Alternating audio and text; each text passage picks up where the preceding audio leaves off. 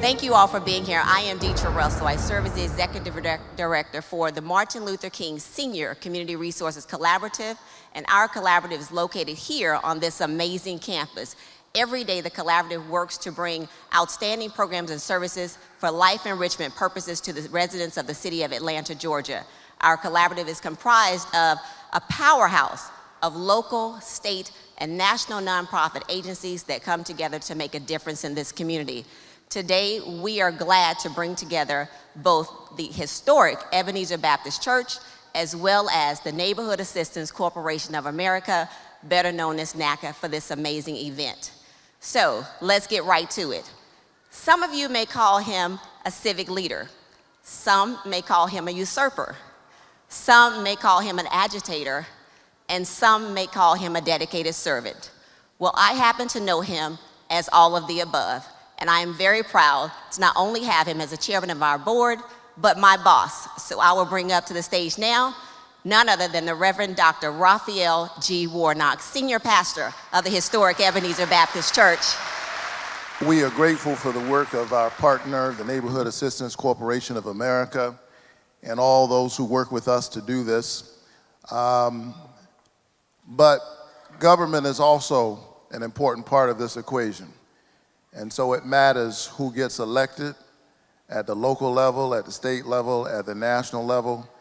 And so I want to invite all those who are running for mayor to join me on the stage at this time. Please come.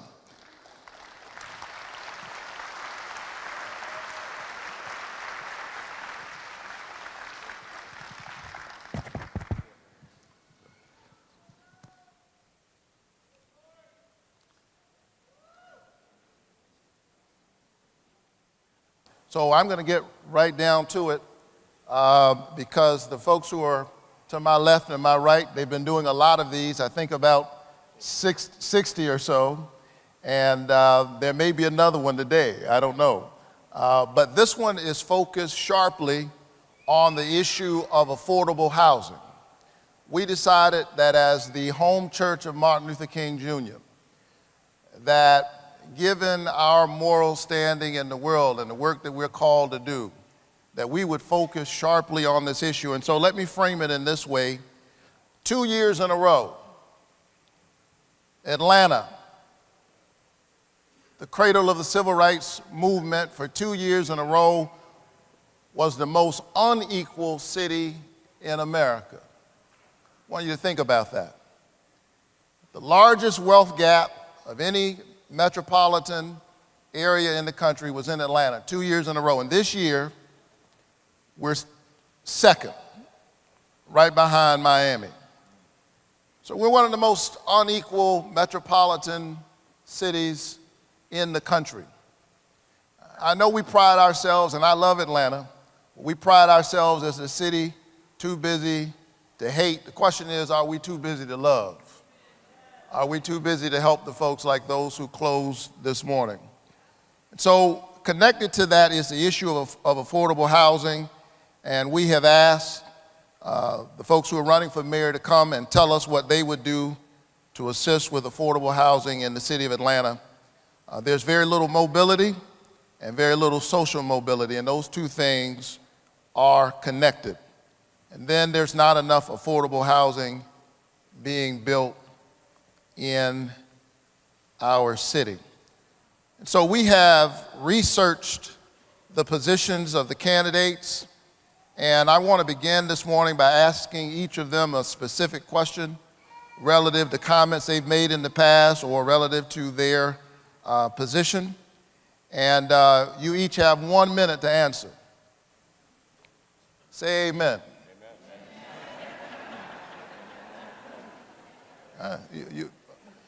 You got 1 minute to answer. But I want you to answer the question, and where it's appropriate, I want you to help us to see how your position perhaps contrasts with some of the folks who are also running for mayor. You're on a pulpit, so we need you to be civil. And I know these folks will do that. But while this is a pulpit, it's not a Sunday school class. This is a mayoral debate. Folks are running to lead the city, and the folks out here want to know what you'll do. So we'll give you 1 minute to answer the question, and going in alphabetical order, I'm going to begin with Mr. Peter Amon. You've stated that you want to add and expand programs that incentivize and support affordable and entry-level housing. Sounds great. What specific programs does the city currently administer, as a former chief operating officer of the city, what specific programs does the city currently administer that you would like to expand? Are there some that ought to be eliminated? Tell us where the waste is and what kinds of programs you would like to add that would further incentivize affordable housing options in the city of Atlanta. Thank you. Thank you so much for that question. Just a brief comment first. You all know this, but in Atlanta, we are forcing out of Atlanta the very people that built Atlanta. And that is wrong. That is morally wrong. That is practically wrong. And as mayor, I'm going to stop that. Specific to the question, there are at least 15 different tools cities and towns can use to create affordable housing. Some of the most critical ones include inclusionary zoning, where we provide developers incentives and require them to create affordable units. Another program that I frankly helped found on the West Side, called the West Side Future Fund, raised money from nonprofits to pay the increase in property taxes. So if you live in English Avenue or Vine City and you own a home and your property taxes go up, there's now a nonprofit that I helped found that pays for those increased taxes. Was that the time? Was that what that sound was? Is it? I wasn't sure if I think so. That was it. All right. There are a bunch of other tools that I want to use, community land trusts and other things, but I'll yield to the next candidate. Thank you.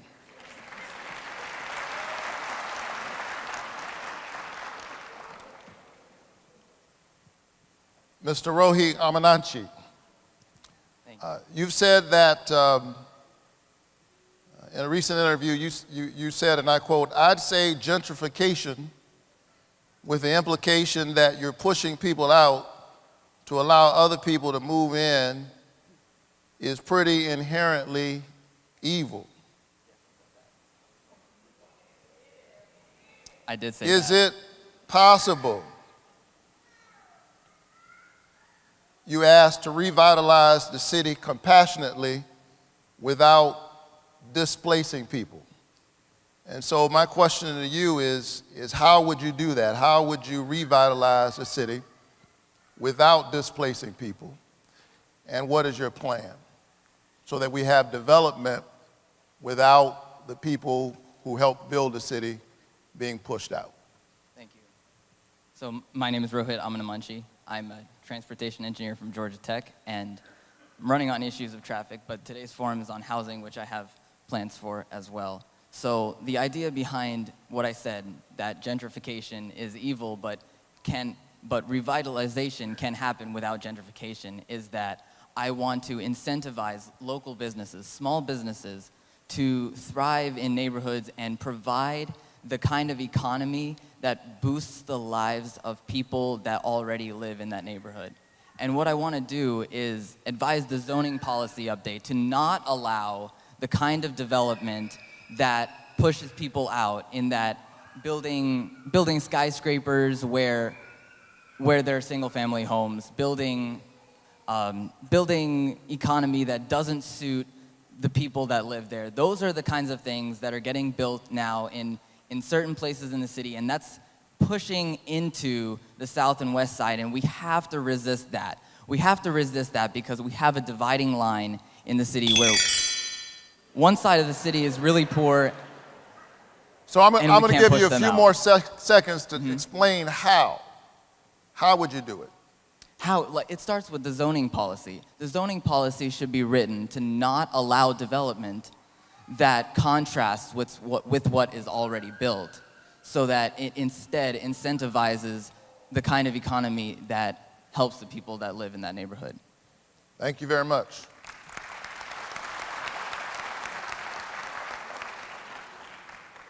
Keisha Lance Bottoms, you state that you will raise $1 billion that will be dedicated towards fighting displacement. Is that correct? That's correct.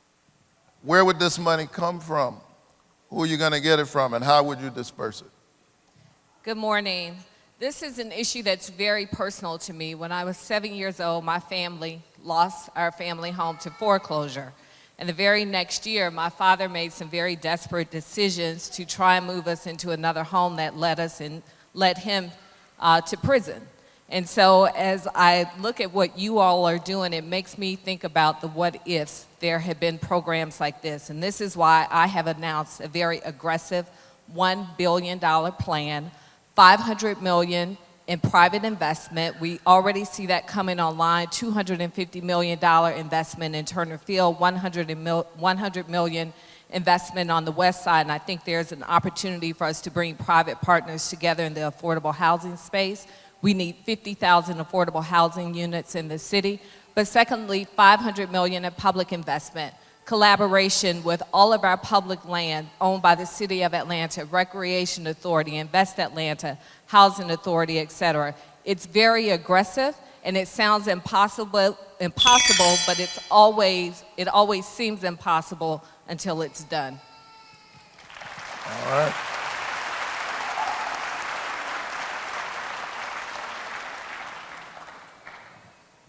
John Eves, you've served as the Fulton County Chairman, and you've talked about insisting that the Atlanta Beltline live up to its promises to produce affordable housing.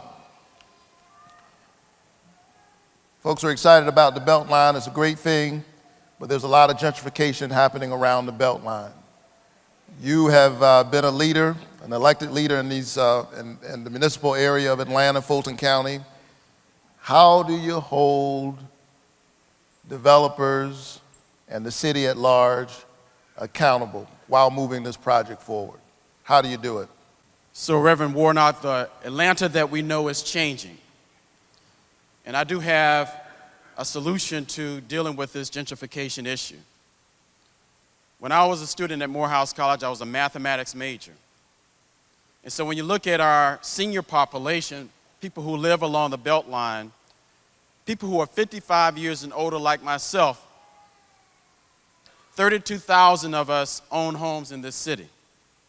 When you get to be 65 years old, only 18,000 people own a home in this city, because people are leaving or losing their houses because they cannot afford the taxes. Fulton County is the only county in the metropolitan Atlanta region where people have to pay a school tax. I advocate that we give the seniors 65 years and older, those who live along the Beltline as well as in the city of Atlanta, a full school tax exemption. A full school tax exemption is half of the tax bill. It will only result in about a $16 million loss to the Atlanta public school system, and the school system has over a $700 million budget. And so we can no longer displace our seniors, those who are 65 years and older, live along the Beltline, 4th Ward in East Atlanta, because they pay high taxes. That is the solution.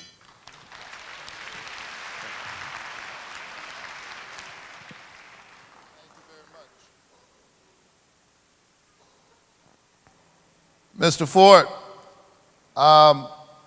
both as a state legislator and as an activist, you've been pretty hard on the big banks and the big developers. Yes, sir. As a leader of the city of Atlanta, as if you were elected mayor, how would you balance your concern for the excesses of developers and banks, and at the same time revitalize the city of Atlanta? How would you balance those two things as CEO of the city, if you will? Good morning, everybody. When I'm mayor, I'm going to watch out for the 99%. Let's be very clear about that. The Supreme Court a few months ago, issued a ruling saying that cities can sue banks for their predatory lending practices and the impacts. Memphis has done it. Baltimore has done it. Cleveland has done it. Even Cobb County has done it. Guess what? Guess what city has not sued the banks for destabilizing and gentrifying our neighborhoods? The city of Atlanta. When I'm mayor of the city of Atlanta, we're going to hold the banks accountable. We're going to haul them into court and make them do right by the people of the city of Atlanta.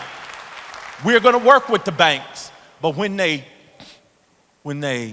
destabilize our neighborhoods, when they do the things that we've seen in neighborhood after neighborhood after neighborhood, predatory loans, evictions, foreclosures, when they do those kind of things, destabilize our neighborhoods and essentially steal homes from our senior citizens, we're going to hold them accountable. I don't apologize for that. I don't step back from that. I stand up and say, let's hold the banks accountable. Make sure they do right by the citizens of the city of Atlanta.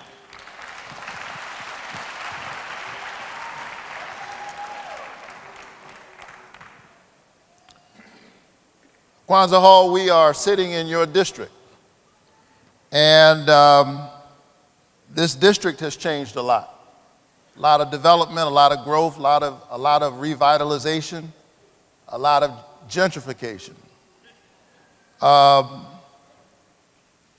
What is the affirmatively furthering fair housing requirement of 1968 under the Fair Housing Act, and how will you ensure that this requirement and other requirements are met with respect to preserving and increasing affordable housing in Atlanta? Thank you, Pastor. Good morning, everyone. Atlanta's been great at building buildings, but not so good at building and loving its people. We've built stadiums and we've torn down churches. And I have to say, I voted against that stadium. And I think the general practice and culture of our city in its core has been off. You know, the wealth of the wicked is held up, Pastor, for the righteous. As mayor, I commit to taking every bit of power I would have to talk to those banks, but actually I'm not going to wait till then. So I'll start that conversation in a couple of weeks as a council member, because I have the power to do it now that the center has raised it. But also, when we look at all the land we have in our city, 4,000 empty houses, 4,000 empty apartment units that people could be living in, it's been about 10 years. We've seen all these properties empty, and we've got to do something about it. Most of them are not in Council District 2. They're on the west side of town, from Northside Drive to 285. There are people who could be living in these houses, and it's a travesty, it's a shame that anyone who represents those areas has allowed it not to happen. The banks are complicit in this, and we're going to have to call them to the table. They're holding our money, the city's money. And when we sit down and have that conversation and say, you've got to do something different, we either take it out or we have a partner like NACA to be at the table. So thank y'all for having us. Thank you, Pastor. Thank you.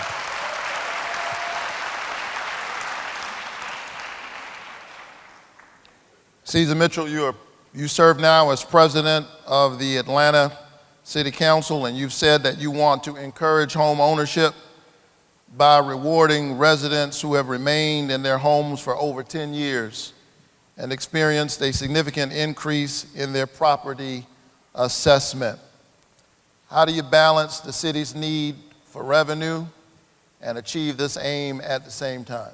Well, I believe, first of all, good morning.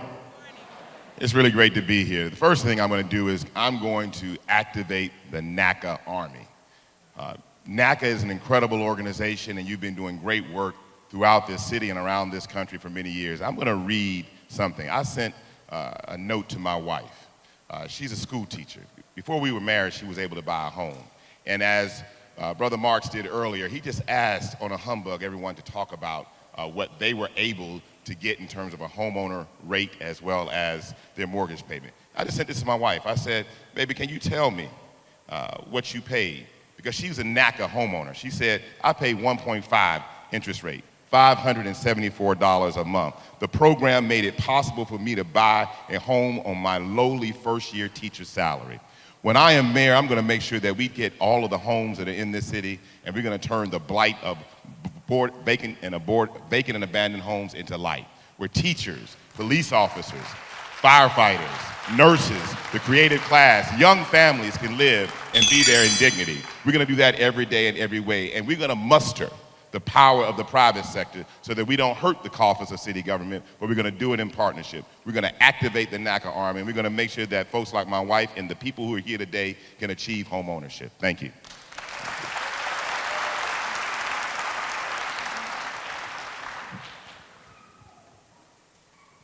Mayor Norwood, you also serve on the city council, and you've been a public servant for many years now. You've mentioned that you have a deep concern about abandoned homes and blighted properties, and that you want to rehabilitate them to provide affordable housing. Why isn't this being done right now? And what will you do to execute this idea if elected mayor? Thank you, Dr. Warnock. I have been serving as the co-chair of the Code Enforcement Commission for the past 3 years. When I got back on city council and saw that houses that had been mortgage frauded, in addition to predatory lending, we had fraud come through the city. Zip codes 30310 and 30314 were in the top 10 zip codes in the country for mortgage fraud. So those abandoned properties have no ownership.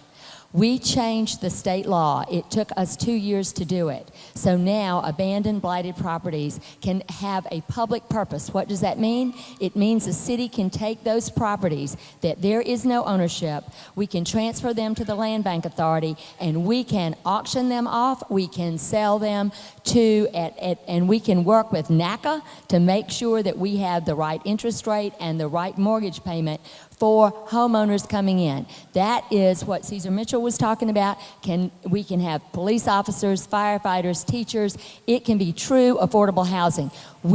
Before the law changed, you had to hold on to that property for 20 years as a city government. Now we do not have to, and it can literally put thousands back into home ownership.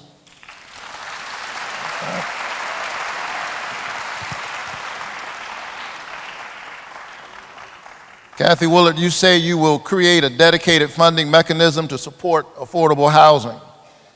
What are the tools that you would use?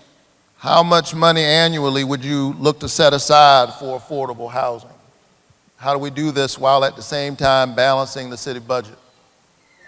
The main tool that I would use immediately is to go to the General Assembly in January and ask for the legislative authority to create a commercial parking space tax so that all those people who are driving into Atlanta every day and parking in office buildings have to pay an additional tax for every parking space they use that would go into a fund that would be dedicated to affordable housing. Now, we discussed this when I was on city council 15 years ago, and we thought it would generate about $30 million a year.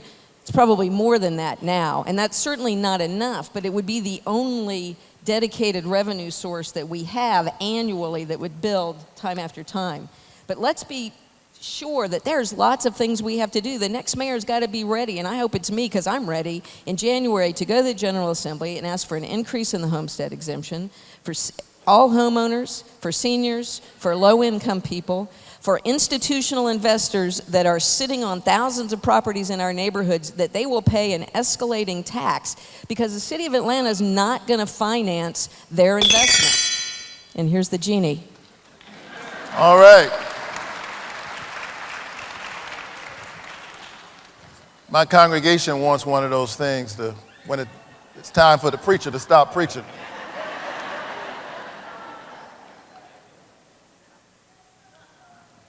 This is a community event. This is the village. And sitting in front of you are a lot of Atlanta voters. And so I'm going to give a couple of them a chance to ask a question. I think Deetra or someone else is going to facilitate this. Okay. All right. Hi, I'm Arlene, and I already heard the answer about support for the NACA program. But my question is actually to each one of you guys. When you become mayor, were you willing to commit to attend NACA purchase workshops quarterly? Pastor. My answer. Yeah. I think that's a yes or no answer. I appreciate the question. This is not the first time I've been to a NACA event. Okay. I've worked with NACA at the state capitol when I passed the strongest anti-predatory lending law in the country with Roy Barnes. You could applaud that. It was a great victory for homeowners in this state. Okay. We passed the strongest law. NACA was there when we were doing it. As a matter of fact, we got in a few confrontations with legislators who didn't understand the issue. So yes, I'd be glad to come back. Thank you. It could just be yes or no for each one. Anybody wants to respond? Sure. No, the answer for me is yes, but I have to say this. You know, for me, it won't be the first time. As a young lawyer and as a lawyer, a real estate lawyer, I've done countless of homebuyer seminars where I've volunteered my time to ensure that new NACA homeowners and folks getting new home ownership through United Way and other organizations are able to learn what it means to actually buy a home. So I've been volunteering all of my career, and I'll continue to do that as mayor. Thank you. I'm going to press on to the next question. Good morning. My name is Tina Marie Jones. My question is, what specifically do you plan to do to close the wealth gap in Atlanta when we have one of the largest wealth gaps in the United States? Yes, Peter. This is one of the most important things we have to address as a community is the wealth gap. There's not a silver bullet to this. There's a series of things we have to do. I've been calling for early childhood development, so birth to age 3, free if you need it, daycare and early childhood development for anybody in the city.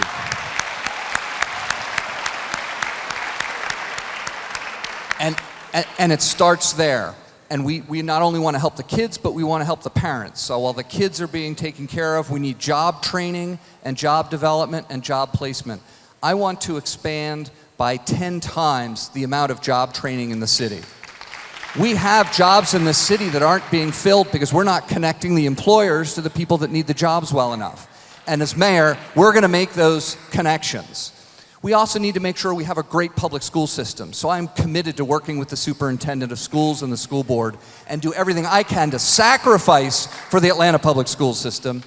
And finally, because I know that sound is about to come,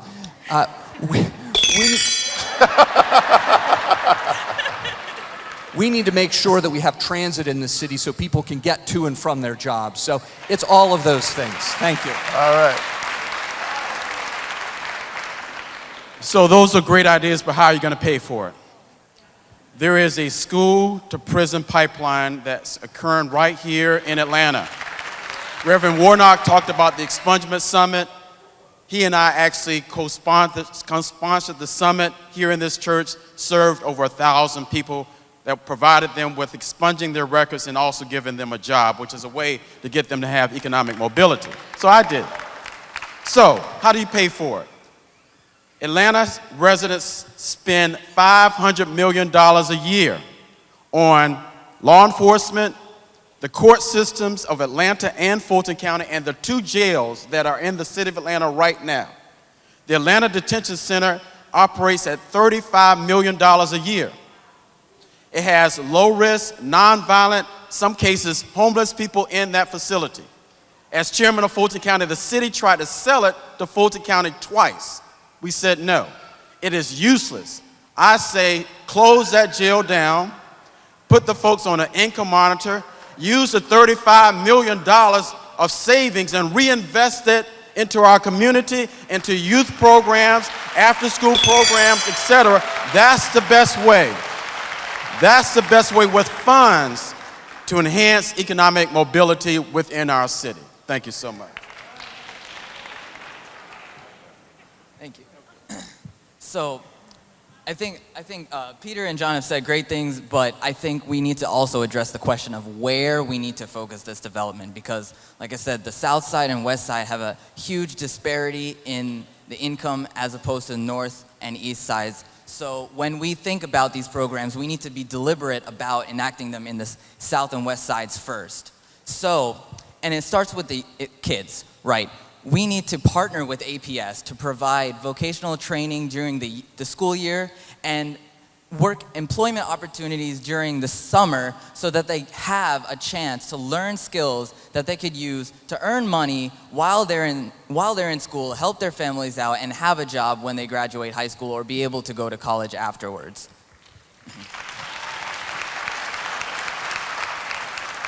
Wow, you finished before the bell. I don't want to be interrupted. Now, what you've heard is really good stuff, but you know, we got to talk about where the rubber meets the road. Jobs and job training, real jobs, plumbing, contracting. People don't know how to do those skill sets anymore, so we need to give them to young people, vocational ed back in our schools at 15, 16, 17. And then we know there's a whole new set of skills. When you break your cell phone, where do you go? All the video game production, the video cameras. We know all the kids, if they're doing something wrong, a lot of times they're doing it to go get that new technology. And we need to give them exposure to that so they can get real jobs, real careers that are the future, and they don't require a college degree. Many of our people do not have college degrees, and they still need a career path. The last thing is we need to make sure we're not criminalizing people. I just changed the law to make possession of less than an ounce of marijuana in our city a non-jailable offense, because people are going to jail when they should not be in jail, and they end their lives right there. Thank you.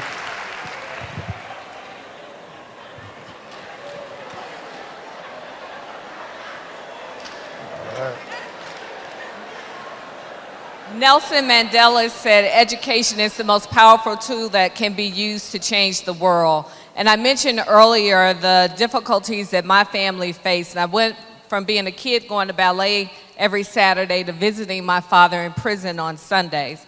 But what I do know is this, is that if we educate our children, then our communities will change. But it's not enough if we are providing a solid education for our children if we are sending them back into chaos at the end of the day. That's why I believe that we have to have a 360 approach to community redevelopment. We have to make sure that our families and our parents have an opportunity to improve their lives. That means if it's GED training, if it's vocational training, if it's substance abuse counseling, if it's mental health services, we have to meet each community at its point of need. I was a judge for 6 years, and what always struck me is that probably close to 95% of the men who came before me in court had not finished 9th grade.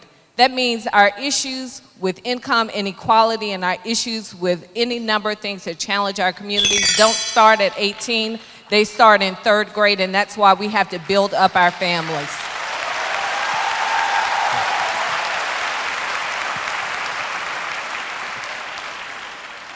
When I have represented the entire city of Atlanta for 3 terms, and one of the reasons I'm running for mayor is we have a line in the city where we've had development and overdevelopment, depending on your point of view, and a line where we've had almost no development for decades. And the line runs from Bolton Road northwest, south and west of Georgia Tech, south and west of downtown, and south and west of Grant Park.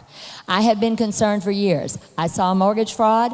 I worked to do everything I could to make that better, to make that go away back in the mid-aughts, and it's one of the reasons I ran for mayor. We're going to add 800,000 new people to this city.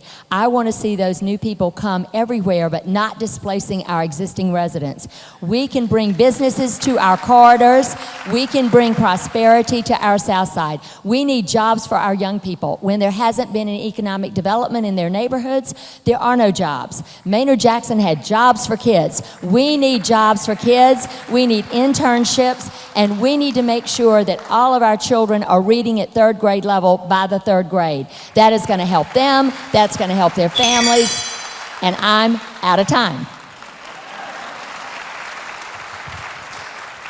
You know, a good indication of what someone's going to do is what they've been doing.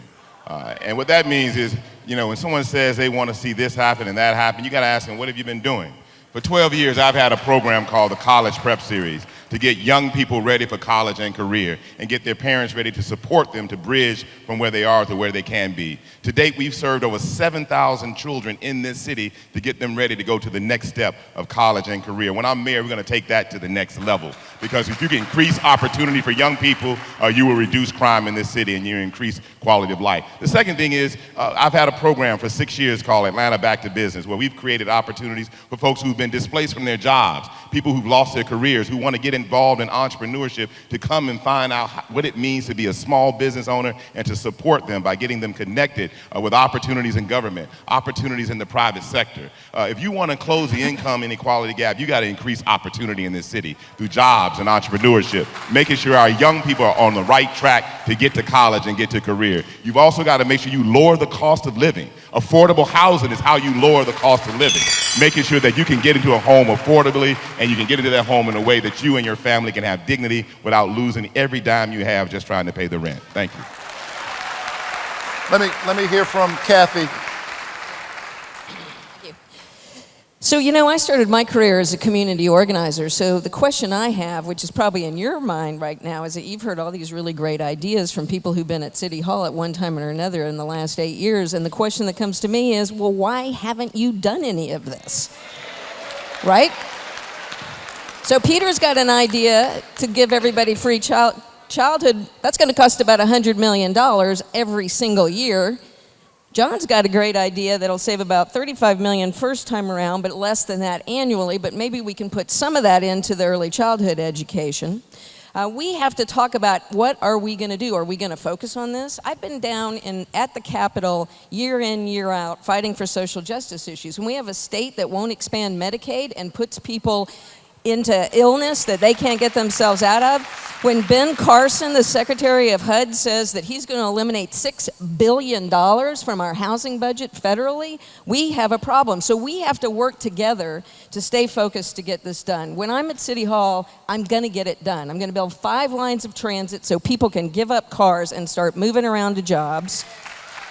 I'm going to appoint a director of housing who's going to control AHA, Department of Housing, and Invest Atlanta, and get that commercial tax so we can start building housing. And we're going to get jobs in here that people who don't have college educations can get on transit in the city of Atlanta.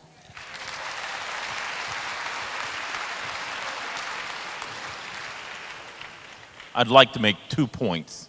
One, in addition to Atlanta being number 1 or 2 in income inequality and immobility, it is also one of the most gentrifying cities in the country. 10 years ago, it was about 20% gentrified. Now it's about 70% gentrified. And with all due respect to my friends who have been at City Hall for 8, 12, 16 years, that gentrification happened on their watch.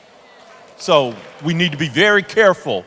You know what Jose Williams said, I hear so much of what you say, but I see so little of what you do. We just need to be real about this. What I'm proposing to deal with the wealth gap is to provide any child who graduates from high school in the city of Atlanta 2-year tuition-free college. And some naysayers have already said, how are you going to pay for it? Let me say this. If we can find a way to put $850 million in the pockets of 2 billionaire sports team owners, we can educate our children in the city of Atlanta.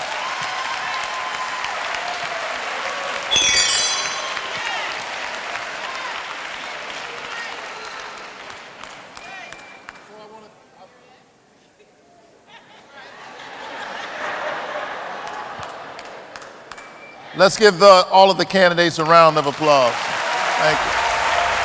Thank you for coming. So make sure that everybody in your circle of influence votes, that they are registered, and that they vote. Early voting has already begun, and Election Day is November 7th. During early voting, you can vote in the various polling stations throughout the county. On Election Day, you have to vote in your neighborhood precinct. Make sure you know where it is. Make sure that you vote. Everybody in your house votes. If somebody's trying to date you, tell him no, he can't have your phone number until you see his voting card. We've got to take this very seriously and know that even after you finish voting, your job is not done. Whoever is elected, and I know all the folk on this pulpit today, some more than others, but I've met all of them. But whoever you elect, it's your job to hold them accountable. All right? And we have to do that. We have to do that no matter what it takes.